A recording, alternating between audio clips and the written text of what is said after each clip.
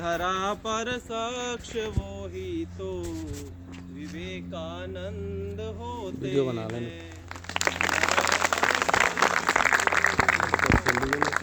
विवेकानंद होते हैं। स्वामी विवेकानंद जी की जीवन चरित्र के बारे में आपको बहुत कुछ सुनने को मिला पूर्व में मेरे विद्वान साथियों के द्वारा। अब स्वामी विवेकानंद जी के जीवन से, उनके व्यक्तित्व से हमें क्या प्रेरणा मिलती है, 4 या 5 पॉइंट्स के माध्यम से, बिंदुओं के माध्यम से मैं समझाना चाहूँगा। पहली जो सीख स्वामी विवेकानंद जी के जीवन से मिलती है वो मिलती है हमें आत्मविश्वास। आत्मविश्वास की प्रेरणा हमें स्वामी विवेकानंद जी के जीवन से मिलती है कि प्रत्येक व्यक्ति को, चाहे वह किसी भी क्षेत्र में कोई भी कार्य कर रहा हो, उसे हमेशा आत्मविश्वासी होना चाहिए, अपने आप का कॉन्फिडेंस बनाए रखना चाहिए और किसी भी परिस्थिति में, चाहे विपरीत परिस्थितियां आए, अपने सेल्फ कॉन्फिडेंस को, अपने आत्मविश्वास को खोना नहीं चाहिए। इसीलिए उन्होंने कहा है, you can't believe in God until you believe in your self. जब तक आप स्वयं में विश्वास नहीं करते तब तक आप ईश्वर में विश्वास नहीं कर पाते हैं। इसलिए सबसे ज़रूरी चीज़ होती है कि आप आत्मविश्वास को बनाए रखें। दूसरी चीज़ जो आपको या हमें स्वामी विवेकानंद जी के जीवन से सीखने को मिलती है वो है जीवन में निरंतरता, कंटिन्यूटी होनी चाहिए। आप कोई भी कार्य कर रहे हैं तो उसमें आपको कंटिन्यू करते रहना है, क्योंकि जब कंटिन्यूटी, निरंतरता टूट जाती है, आप किसी भी कार्य को छोड़ कर करने लगते हैं तो उसकी सफलता या उसमें, उस कार्य में सफलता मिलना संदिग्ध हो जाता है। इसलिए ज़रूरी है कि आप किसी भी कार्य को करें उसको निरंतरता के साथ करें। आप पढ़ाई कर रहे हैं, आप भले ही 5 घंटे के बजाय 2 घंटे करिए, 3 घंटे करिए, लेकिन आप उसको निरंतरता के साथ करें। अगर निरंतरता का अभाव है तो आपकी ज़िंदगी में असफलता निश्चित है, मतलब सफलता की कोई गुंजाइश नहीं है। इसलिए ज़रूरी है कि आप निरंतर अपने कार्य को करें। और कहा भी जाता है कि जो बीच राह में बैठ गए वो बैठे ही रह जाते हैं, जो बीच राह में बैठ गए वो बैठे ही रह जाते हैं, जो लगातार चलते रहते हैं वो निश्चय ही मंजिल पाते हैं, निश्चय ही मंजिल पाते हैं। इसलिए ज़रूरी है कि आप अपने जीवन में निरंतरता को बनाए रखें। तीसरी जो सीख है वो हमें मिलती है कि हमेशा चरित्रवान होना चाहिए।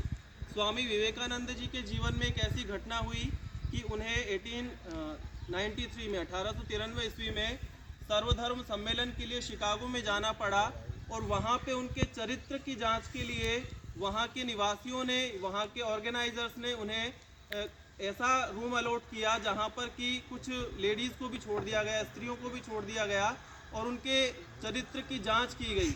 लेकिन जब सुबह उठकर पाया गया, देखा गया तो उनका चरित्र बहुत ही उत्तम तरीके का निकला। मतलब उन्होंने उन स्त्रियों के साथ किसी भी प्रकार का ऐसा कोई व्यवहार नहीं किया जो कि आपत्तिजनक हो। इसलिए स्वामी विवेकानंद जी के जीवन से हमें ये सीखने को मिलता है कि आप अपने चरित्र को हमेशा उत्तम बनाए रखें, किसी प्रकार का दाग नहीं लगने दें। इसीलिए हरिवंश राय बच्चन जी ने भी कहा है, चरित्र गर पवित्र है तो क्यों है ये दशा तेरी, चरित्र गर पवित्र है तो क्यों है ये दशा तेरी, ये पापियों को हक नहीं कि वो ले परीक्षा तेरी, ये पापियों को हक नहीं कि वो ले परीक्षा तेरी, तू अपनी खोज में निकल, तू किस लिए हताश है, तू चल तेरे वजूद की समय को भी तलाश है, समय को भी तलाश है। इसके अतिरिक्त स्वामी विवेकानंद ने या उनके व्यक्तित्व से, उनके जीवन चरित्र से हमें एक सीख वो सीखने को मिलती है कि उन्होंने कभी भी पाश्चात्य संस्कृति का अंधानुकरण नहीं किया। उन्होंने कहा कि जीवन के साथ समन्वय जरूरी है, लेकिन भारतीय संस्कृति को अपनाना भी बहुत ज़रूरी है। और इसी के लिए उन्होंने कहा कि मूर्ति पूजा करना बहुत आवश्यक है। जिस प्रकार पुलिस को देखकर और पुलिस थाने को देखकर हमें दंड का एहसास होता है, जिस प्रकार हमें न्यायालय को देखकर, न्यायाधीश को देखकर न्याय की उम्मीद जगती है, जिस प्रकार हमें विद्यालय और शिक्षक को देखकर शिक्षा का भाव जागृत होता है, ठीक उसी प्रकार मूर्ति और मंदिर को देखकर हमारे भीतर ईश्वर के प्रति आदर भाव जागृत होता है। इसलिए मूर्ति पूजा का उन्होंने घोर समर्थन किया और ये कहा कि मूर्ति पूजा आपके जीवन के लिए बहुत आवश्यक है। इसके अतिरिक्त उन्होंने एक चीज़ और सीखने को मिलती है उनके जीवन चरित्र से, व्यक्तित्व से, कि उन्होंने कभी भी हिंदी भाषा को अपमानित महसूस नहीं होने दिया। हमेशा हिंदी भाषा का समर्थन किया। शिकागो धर्म सम्मेलन में गए, वहाँ पर भी उन्होंने हिंदी का खूब प्रचार किया, हिंदी में ही अपना उद्बोधन दिया। और भारतेंदु हरिश्चंद्र की कुछ पंक्तियाँ हैं, निज भाषा उन्नति अहे, सब उन्नति को मूल, बिन निज भाषा ज्ञान के मिटत न हिय को सूल। तो उन्होंने अपनी भाषा को आदर देते हुए, मातृभाषा को आदर देते हुए, इसे विश्व के दूसरे देशों में, विदेशों में भी सुचारू रूप से जागृत रखा और इसको सम्मान